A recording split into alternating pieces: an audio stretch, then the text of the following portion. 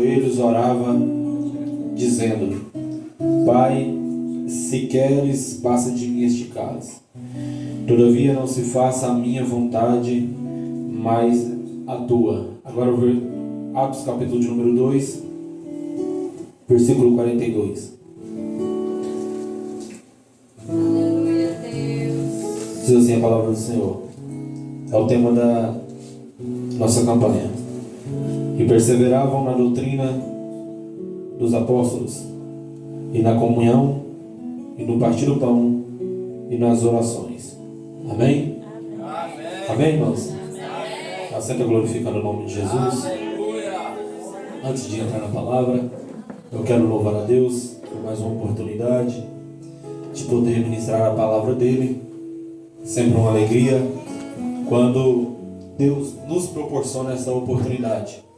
E essa oportunidade não teria acontecido também se não fosse o pastor desta igreja, o pastor Gilson. Louvo muito a Deus pela vida do Senhor também. Amém? Pela vida desta igreja, pela vida da minha esposa que me acompanha, pela banda que louvou aqui também. Eu tenho a certeza que Deus vai continuar falando conosco. Amém? Aleluia. Quantos creem? Amém. Eu creio que quando nós abrimos o nosso coração para ouvirmos a palavra de Deus, não tem como ficar da mesma forma, mas algo diferente acontece na nossa vida. E eu fiquei muito perguntando ao Senhor o que eu pregaria aqui nessa noite. Confesso para os irmãos, eu já preguei essa passagem a qual nós lemos a respeito do tema. E a palavra perseverança é algo que ela é atuante na vida do crente. Porque o crente que não persevera, ele não tem vitória, ele não consegue êxito, ele não consegue a salvação. É interessante que quando nós olhamos para este tema, perseverar em Cristo, irmãos, isso é muito forte. Porque só persevera, a gente quando entende a respeito de perseverança, só persevera aquele que está vendo alguma dificuldade. Porque se não tiver dificuldade, não é perseverança, é caminhada. Então o crente, quando ele está perseverando, é quando as portas estão fechadas, quando está tudo dando errado, mas ele continua confiante. Isso é o que? Perseverança. E eu creio que aqui nessa igreja tem pessoas que são perseverantes na obra de Jesus.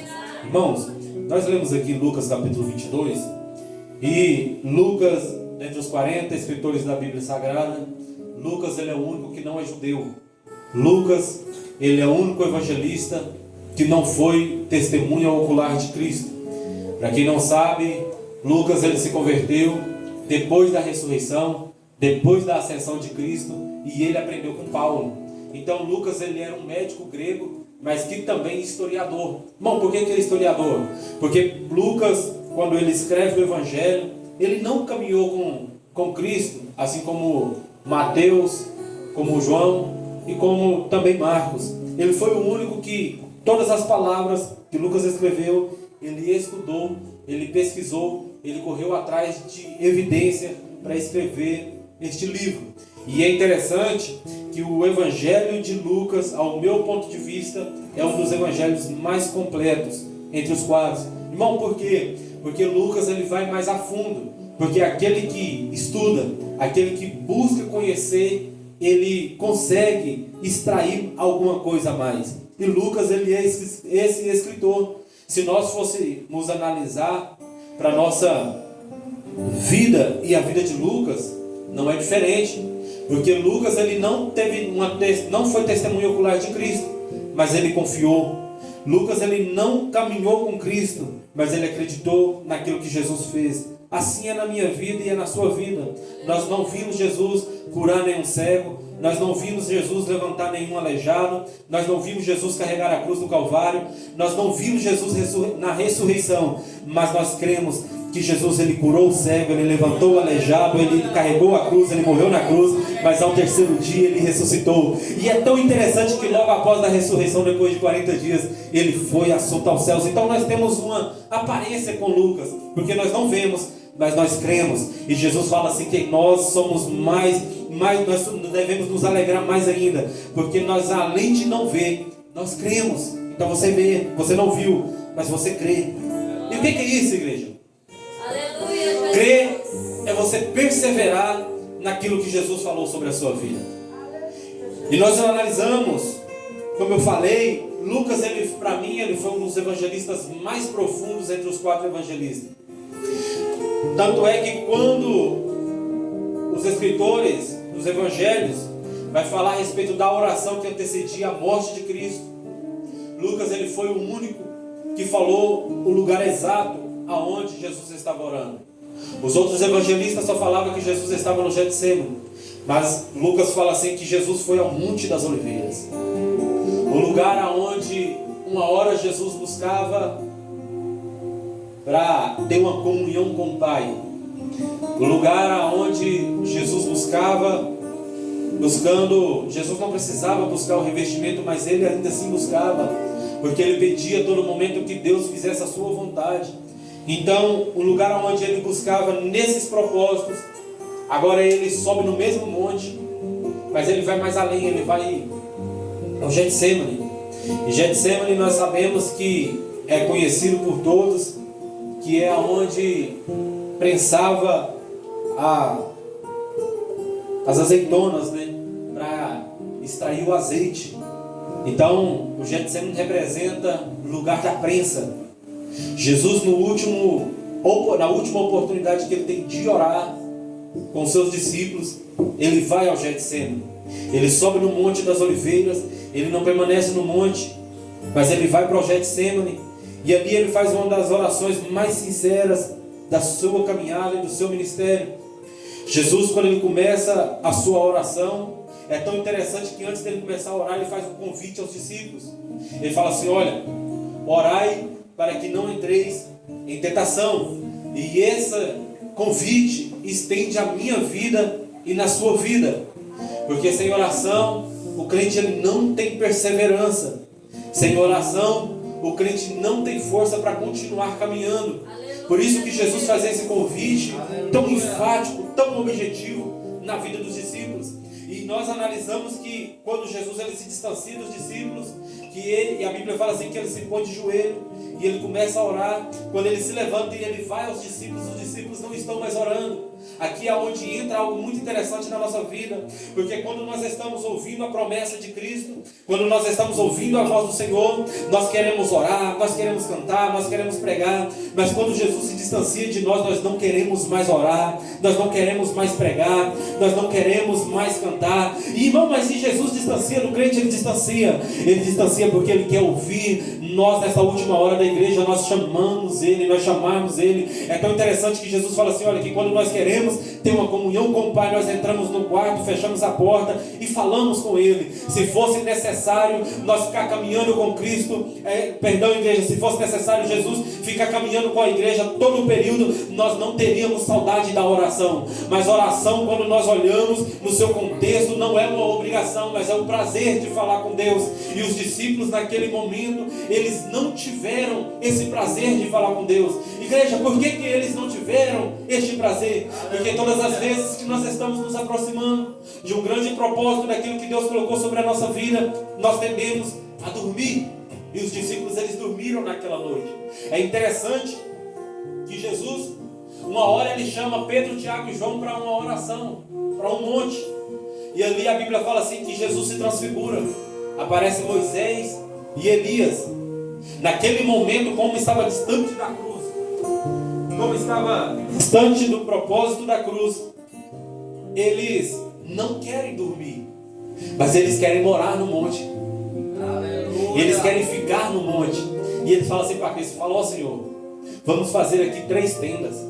Vamos fazer uma tenda para o Senhor, uma tenda para Elias e outra para Moisés. Não, a oração estava boa, mas quando chega perto do propósito da cruz, ninguém quer fazer tenda, ninguém quer erguer um altar, todo mundo quer dormir, Irmão, por que a igreja está dormindo nessas últimas horas? É porque está chegando perto do grande propósito. Qual que é o grande propósito? É a volta do Senhor Jesus. Por isso que nós olhamos para um lado, nós vemos um crente parado. Por isso que nós olhamos para o outro, nós vemos outro crente dormindo. E às vezes nós até queremos ser fortes, falando assim, nossa, mas fulano está tão fraco. Mas não é, irmão. É porque está chegando perto daquele grande propósito. E sempre que está chegando perto do grande propósito, a tendência nossa não é orar, mas é dormir. E esses discípulos, eles estavam da mesma maneira. Jesus está fazendo uma oração sincera diante do Pai, mas enquanto isso, aqueles que deveriam estar intercedendo estão dormindo. Com a igreja hoje não é diferente. Tem muitos pastores, vou pegar o exemplo aqui do pastor. Quantas vezes o pastor está orando, quantas vezes o pastor está pagando um preço pela igreja, e ao invés de muitos estar ali intercedendo, orando, jejuando em prol da obra, estão dormindo. Irmão, ser isento diz, eu sou mais pecador, eu sou mais necessitado da misericórdia de Deus para me manter orando, buscando ao Senhor. E neste propósito dessa oração no Getsemane, os discípulos dormiram. E quantos nesta última hora têm dormido e se distanciado do propósito de Cristo? Quantos nesta última hora têm perdido a perseverança? Mas Jesus aqui, ele traz algo que é muito forte no versículo 42. E ele orava e falava assim, Pai, se queres, passa de mim este cálice. Irmão, que cálice é esse? Quantas vezes você olhou para a sua vida, fez uma alta análise e falou assim, Senhor, por que o Senhor não me tira dessa situação? Oh, Deus maravilhoso. Senhor, por que o Senhor não abre as portas? E às vezes nós somos até mais profundos, né? Fala assim, não, eu sou teu servo, eu oro, eu jejum, e as coisas não mudam. Quantas vezes nós olhamos para Deus e falamos assim, Senhor, por que o Senhor não muda a situação? Bom, mas o controle ainda está nas mãos de Deus. Ele vai mudar quando Ele quiser. E é interessante que Ele fala assim, olha, Pai, se queres, passa de mim este cálice. Mas o que me chama a atenção é que quando Ele faz essa proposta para o próprio Deus, não é automático, né? Acende aquele pisca-alerta lá no fundo. E Ele fala assim, porém, todavia, não se faça a minha vontade, mas a tua vontade. Irmão, por que Jesus falou isso? Porque ele entendia que o cálice do Pai não matava, mas o cálice do Pai ele fortifica. Quantos de nós estamos querendo correr daquilo que Deus colocou na nossa vida, pensando que nós vamos morrer, enquanto Jesus está nos dizendo, olha, se você tomar do meu cálice, você não morre, mas você se fortifica.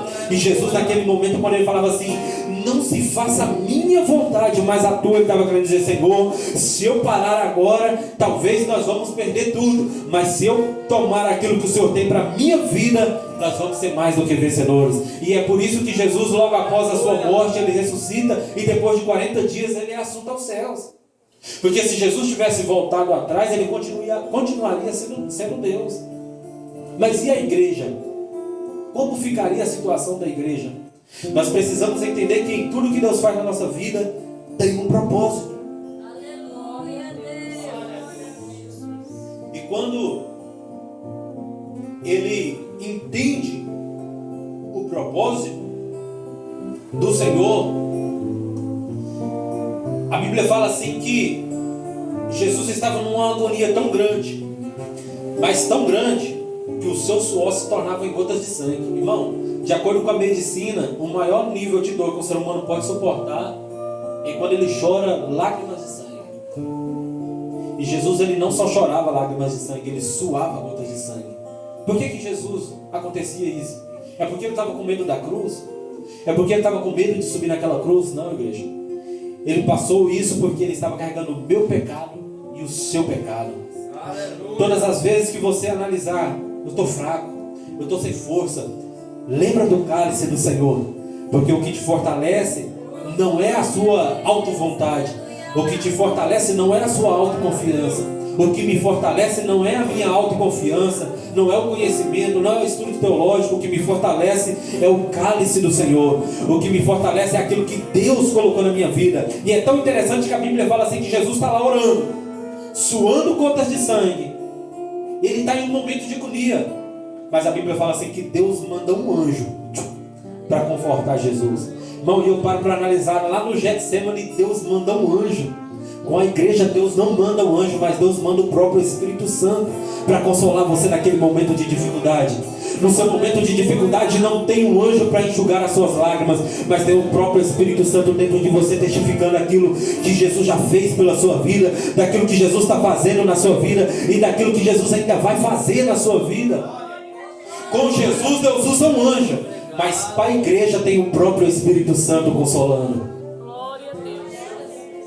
E a Bíblia fala assim que quanto mais ele tinha agonia, mais ele orava. Quanto mais agonia estava na vida de Cristo, mais ele perseverava. Quanto mais perseguição tinha na caminhada de Jesus, mais ele perseverava no propósito. Quanto mais os fariseus falavam, olha, este homem ensina aquilo que nós não ensinamos para a nação, mais ele perseverava no propósito. Quanto mais os soldados romanos batiam em Cristo, mais ele perseverava com a cruz. Quanto mais o povo desacreditava, mais Jesus estava perseverando. Quanto mais Jesus estava ali fazendo o seu propósito, cumprindo o seu propósito, e o povo não querendo reconhecer aquilo que Deus tinha na vida deles, mas ele estava perseverando. E a igreja hoje, quanto mais Jesus faz, parece que menos o povo persevera. Quanto mais Jesus faz na minha vida e na sua vida, menos nós perseveramos.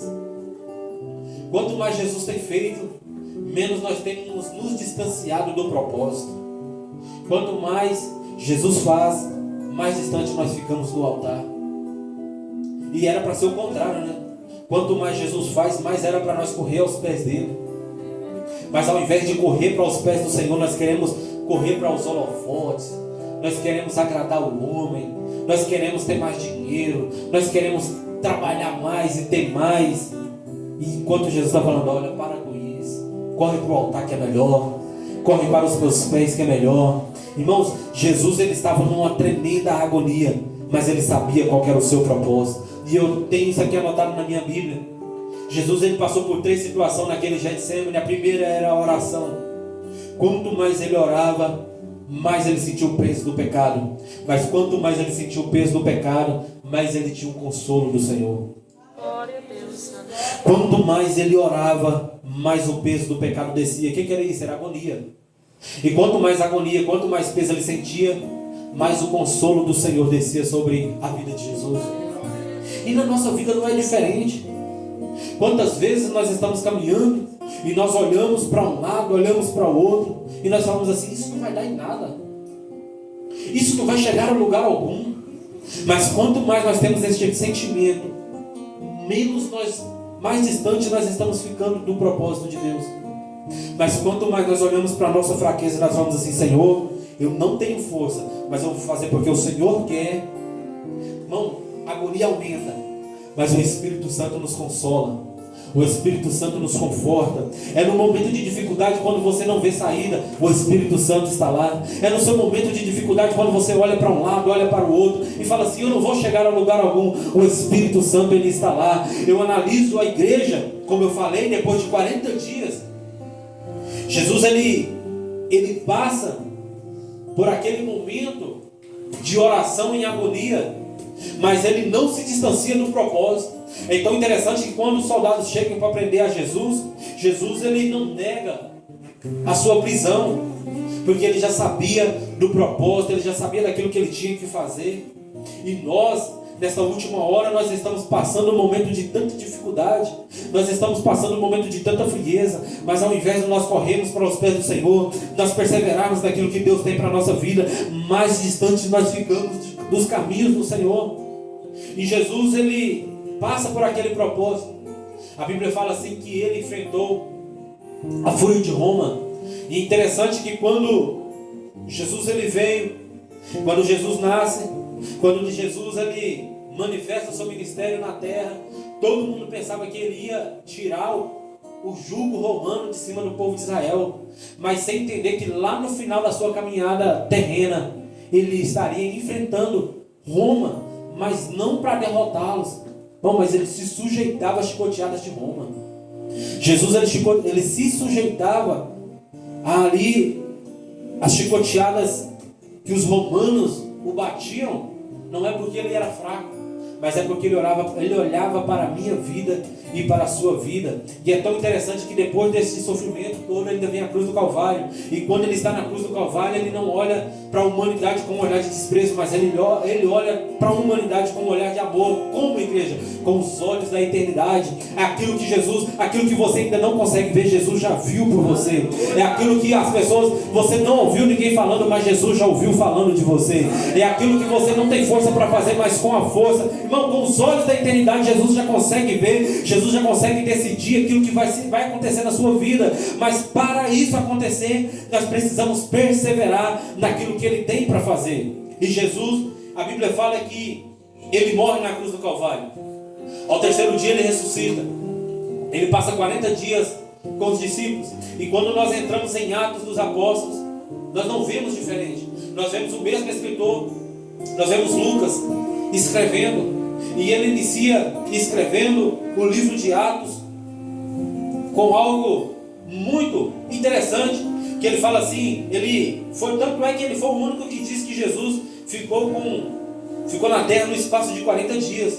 Mas ele falava, não era como ele venceu. Ele falava, não era como ele ressuscitou, mas ele falava a respeito do reino de Deus. Aleluia, Deus. E nós queremos, a primeira oportunidade que nós temos, nós não queremos falar do reino, mas nós queremos falar daquilo que nós temos. Nós queremos falar daquilo que nós somos. Nós queremos falar da força que nós temos. Enquanto Jesus está falando assim, olha, a oportunidade que você está tendo, não fala daquilo que você é, mas fala do reino de Deus.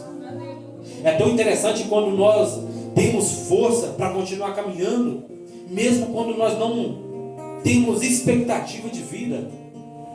Quantas vezes frustrado, desanimado, às vezes você se sente até desamparado e você fala assim, eu vou parar, eu não tenho mais condição de caminhar, mas Jesus está falando assim, olha, persevera mais um pouco, persevera mais um pouco, não para de perseverar, não para de caminhar. Essa semana eu estava pregando na quarta-feira e eu disse algo que ficou marcado. Enquanto aquelas pessoas que foram libertas do Egito, enquanto os hebreus foram libertos, eles caminhavam no deserto e muitos morreram no deserto, muitos desistiram no deserto, mas quantos conseguiram perseverar no meio daquele deserto? Hoje nós atravessamos algum deserto, ou nós estamos no deserto e nós não queremos mais perseverar, porque nós estamos no deserto e às vezes nós olhamos e falamos assim, igual aquele povo diante do Mar Vermelho. Por acaso no Egito não tinha sepulcro suficiente para esta nação? Porque quando eles estão diante do mar, a pergunta que o povo faz para Israel era essa. E quantas vezes nós olhamos lá atrás e falamos assim, por que Deus me tirou daquela situação? Se hoje as coisas ainda estão pior. Irmão, quantos de nós não conseguimos olhar para Cristo com um olhar de amor e falamos assim, hoje pode estar difícil, mas Deus tem um propósito nessa caminhada. Bom, aquele povo que morreu no deserto, sabe por que eles morreram no deserto? É porque eles não mataram o Egito dentro de si mesmo. E enquanto nós não matarmos esse Egito dentro de nós, enquanto nós não matarmos esse gigante que tenta nos afrontar, nós não vamos perseverar naquilo que Deus tem para a nossa vida. Enquanto nós não matarmos aquele desejo de distanciar do Senhor, dos caminhos do Senhor, nós não vamos ter força para perseverar. E Lucas,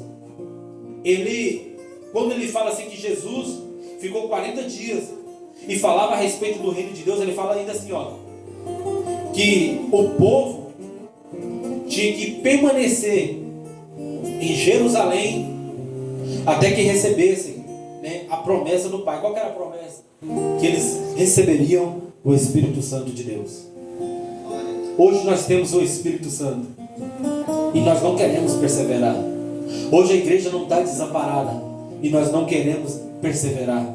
E quando Jesus, a Bíblia cita aquilo que Jesus fala no versículo 8, mas recebereis a virtude do Espírito Santo que há de vir sobre vós. Irmão, que virtude é essa? Essa virtude é aquela que te faz perseverar. Essa virtude é aquela que te dá força para você orar. Irmão, é impossível nós perseverarmos sem o Espírito Santo de Deus. É impossível nós perseverarmos sem a presença do Espírito Santo. É por isso que antes de Jesus falar que eles estavam perseverando lá no cenáculo, Jesus fala assim, olha, vocês não vão perseverar à toa. vocês vão perseverar porque o Espírito Santo há de vir sobre a igreja. E hoje a palavra de Cristo na minha vida e na sua vida não é diferente. Eu imagino Jesus olhando para a minha vida e para a sua vida e falando assim: olha, a igreja não vai perseverar à toa. A igreja vai perseverar porque daqui a pouco eu vou voltar. A igreja vai perseverar porque daqui a pouco eu vou levar a igreja para a moradia eterna. É tão interessante que no Evangelho de João capítulo 14, ele fala assim: olha, e se eu for e vos preparar um lugar, eu virei outra vez. Entende? Quem que estudou língua portuguesa sabe que Jesus está colocando uma condição. Olha, e se eu for? Jesus foi. E ele fala assim, ó, e se eu preparar lugar? Apocalipse capítulo 21, João fala assim que ele viu a cidade santa. E ele viu a cidade pronta. Irmão, a igreja não está esperando por algo que ainda vai ser fabricado. No livro de Apocalipse capítulo 21, João diz que a cidade já está pronta. Então se Jesus falou assim, se eu for, Jesus foi. E se eu vos preparar lugar, Jesus preparou esse lugar. Aí a Bíblia fala assim, então eu virei outra vez e vos buscarei para mim mesmo. Então entenda que Jesus tem um propósito com a igreja. Jesus tem um propósito com a sua vida. Você não está caminhando na terra em vão, você está caminhando porque daqui a pouco Jesus vai vir e vai arrebatar uma igreja que cumpriu o seu propósito. Mas para cumprir o propósito tem que ter perseverança. É tão interessante que a Bíblia fala assim que dentro do cenáculo estavam os 11 discípulos, estavam as mulheres, e no versículo 14 ele fala assim, todos estes perseveravam unanimemente em oração e súplicas. Irmãos, entende uma coisa: não existe perseverança sem oração. É por isso que antes de Jesus ir para a cruz do Calvário, Jesus ele não foi fazer churrasco. Se fosse hoje, igreja, qualquer um de nós soubéssemos que Jesus vai voltar amanhã, porque amanhã a nossa vida seria ceifada, nós ia querer reunir com a família, ia querer fazer um churrasco, né? Querer comprar aquela carne macinha, ainda nós ia falar assim, ó, vai ser meu último churrasco mesmo, então eu vou querer o melhor, né? Mas Jesus nos ensina que quando nós estamos perto de cumprir o propósito, nós não devemos ficar convidando qualquer pessoa, mas nós devemos convidar uma pessoa em especial. Quem que é esse? É o Espírito Santo de Deus. Jesus ele estava perto de cumprir o propósito. Bom, ele não foi fazer festa, mas ele foi para a oração. É por isso que quando os discípulos estão orando, a Bíblia, irmão, a Bíblia é fantástica. Faz questão de dizer, e estes perseveravam. Crente que não persevera para no meio da caminhada, mas o crente que coloca Cristo como centro da sua vida, este tem força para perseverar. O crente que tem força para orar, ele tem força para perseverar. O crente que tem condição de convidar o Espírito Santo para dentro de si, para dentro da sua casa, este tem força para perseverar. Qual que é o crente que não persevera? É que está no culto, mas não participa do culto. É que até vem na reunião, mas não faz parte do culto. Qual que é o crente que não persevera? É que quando o culto acaba, o culto terminou aqui da porta para dentro, mas não leva o culto para fora. Isso é falta de perseverança, igreja. O crente que persevera, a reunião até acaba, mas o culto continua lá fora.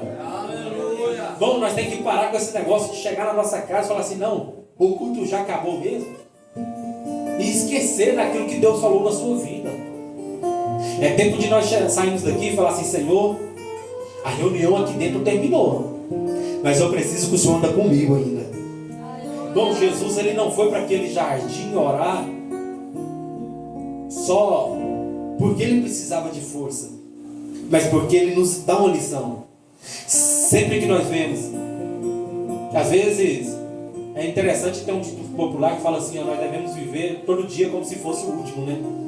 Irmão, se nós vivemos dessa forma, e se nós pegássemos o exemplo de Cristo, não tinha crente que ficava sem orar. Porque ele entender algo, se eu morrer amanhã, o que eu entreguei para Deus hoje? Irmão, se você sair daqui para fora e a sua vida for ceifada, ou se Jesus voltar, faz uma pergunta para você mesmo: o que eu entreguei para Deus hoje? Às vezes nós passamos um dia tão corrido, tão turbulento, mas nós não temos força para perseverar naquilo que Deus tem para fazer, e ao ponto de dizer assim, Senhor, eu preciso entregar algo. Irmão, crente só entrega algo a Deus quando ele tem convicção que o Espírito Santo habita dentro dele. Sem o Espírito Santo nós não reconhecemos condição de entregar algo a Deus. Então os discípulos, eles tinham este exemplo de Cristo. Antes de querer viver o melhor, antes de querer fazer mais, persevera naquilo que Deus te ensinou. Persevera naquilo que Cristo te ensinou. E Cristo ensinou o que, igreja? Cristo ensinou a orar. Cristo ensinou a perseverar. Cristo ensinou a amar. Hoje nós não temos mais isso no nosso vocabulário. Nós queremos agir pela razão, pela emoção. Mas nesta noite eu creio em nome de Jesus, que Jesus está nos dando força para perseverar na doutrina dos apóstolos, é na comunhão, é no partir do pão, é quando nós vemos um irmão em dificuldade, nós vamos falar assim, não, os apóstolos lá no princípio, quando tinha uma família passando dificuldade, eles pegavam a oferta e abençoavam aquela família. Quando os discípulos viam lá no passado alguém enfermo, eles não ficavam em casa de braço cruzado, assistindo Netflix, não, eles iam naquela família e oravam, determinavam a cura, determinavam o melhor de Deus para aquela casa. E vamos perseverar na doutrina dos apóstolos. É isso, é entender que o propósito de Deus ele não acabou, o propósito de Deus ele não terminou na sua vida. Aquilo que Jesus começou, ele é fiel para cumprir. Você não pode olhar para a direita, você não pode olhar para a esquerda, porque senão você vai parar. Mas olha para o alvo, olha para o autor e consumador da nossa fé, olha para Cristo. Irmão, quando você tiver um vazio dentro de si, pensa, Jesus tem que habitar dentro deste vazio, porque se ele não habitar eu vou parar, porque se ele não habitar eu vou desistir. Mas se Jesus, o Espírito Santo de Deus, ele habitar na minha vida, eu vou ter força para perseverar, eu vou ter força para continuar. Você não vai parar, porque Jesus é contigo. Amém, irmãos? Se coloca de pé no nome de Jesus. Aquilo que Deus começou, ele é fiel para terminar. Jesus só concluiu o propósito porque ele entendia aquilo que Deus tinha para a vida dele.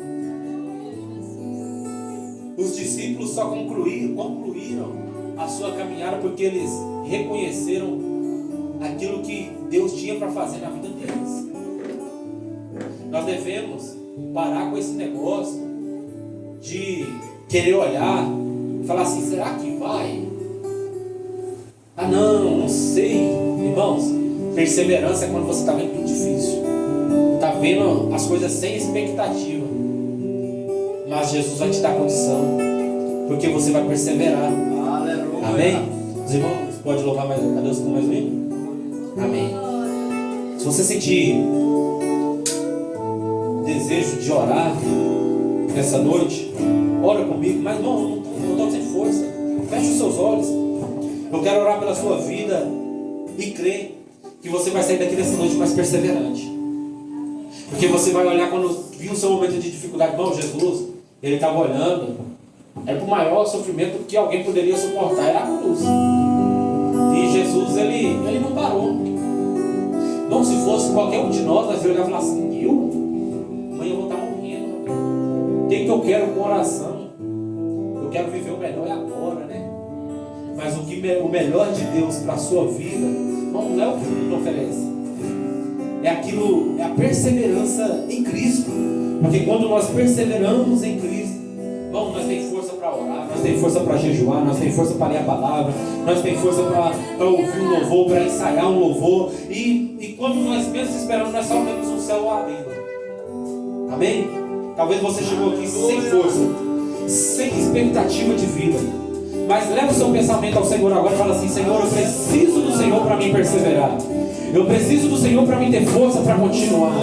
Irmão, sem o Espírito Santo de Deus nós não temos força de nada, mas com o Espírito Santo de Deus nós somos mais do que vencedores. Ora comigo nessa noite. Senhor Deus e Pai, no nome de Jesus, ó meu Senhor, eu creio, Deus, que aqui tem pessoas precisando de uma resposta do Senhor, precisando de uma direção do Senhor, ó Pai. Pai querido, no nome de Jesus,